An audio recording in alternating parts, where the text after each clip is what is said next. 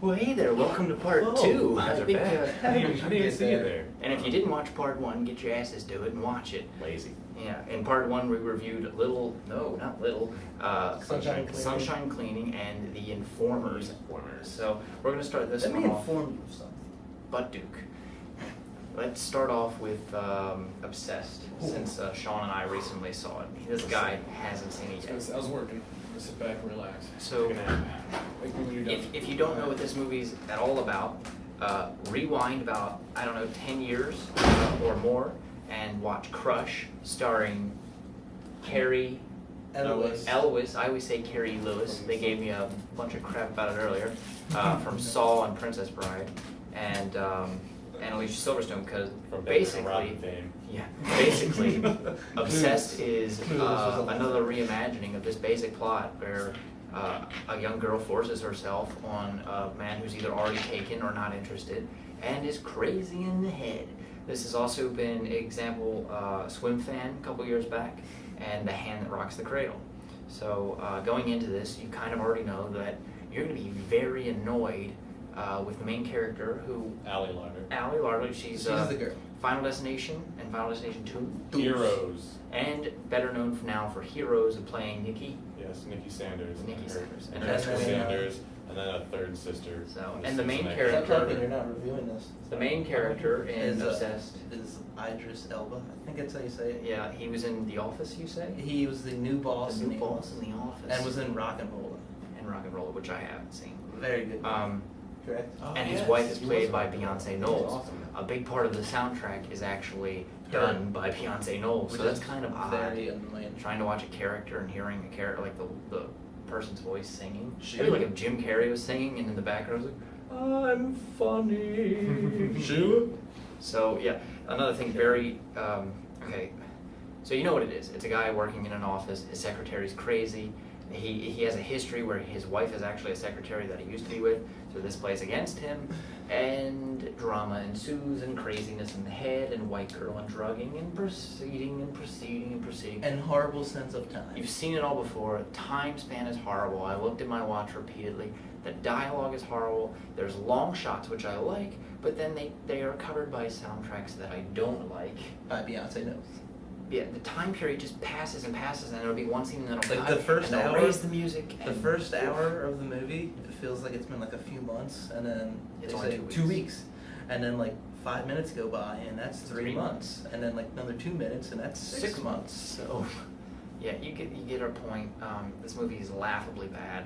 The conclusion, the movie's rated PG-13, so the conclusion is less than satisfying because what can you do with PG-13 nowadays? And another thing to point out, if you like drinking games, you could easily play one to how many times they say Sharon. Yeah. Sharon. His wife's name, Beyonce Knowles' character is Sharon. He's like, Sharon, I love you, Sharon. Sharon. Very annoying. Caring is Sharon. I'm done with this movie. I'm done. This movie, 1.5 out of 5. Burgers. Same. So, 1.5. I'm not gonna see it because they give bad reviews. Oh, but now you'll see it. Yeah, I will. You'll see I'll see it. The Soloist, I'm going to be very brief about. Robert Downey Jr., Jamie Foxx. If you haven't seen the previous story, it's a story where Robert Downey Jr. plays a columnist for the LA, what is that called again? Los Angeles Times, I think. I'm probably confusing it, it's so late.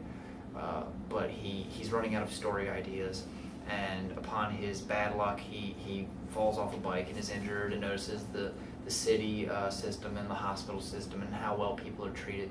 And he runs into this man on the street, played by Jamie Foxx, who's basically comes off as extremely crazy, but he's very talented and gifted when it comes to music and Beethoven and knowledge about stuff.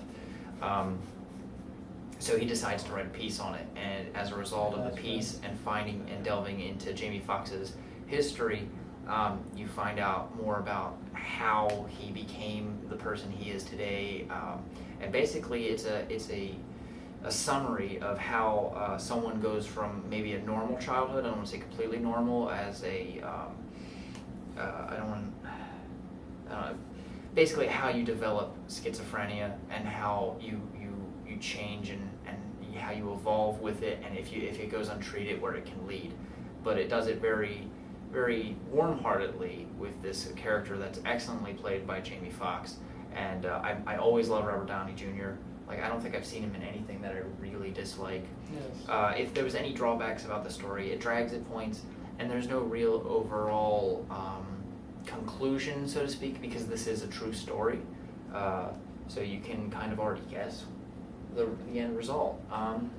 But overall, I would definitely recommend it. Of the movies that have come out this week, I mean, I've Obsessed, The Soloist, and Fighting, which I watched 20 minutes of so far and thought it was ridiculous.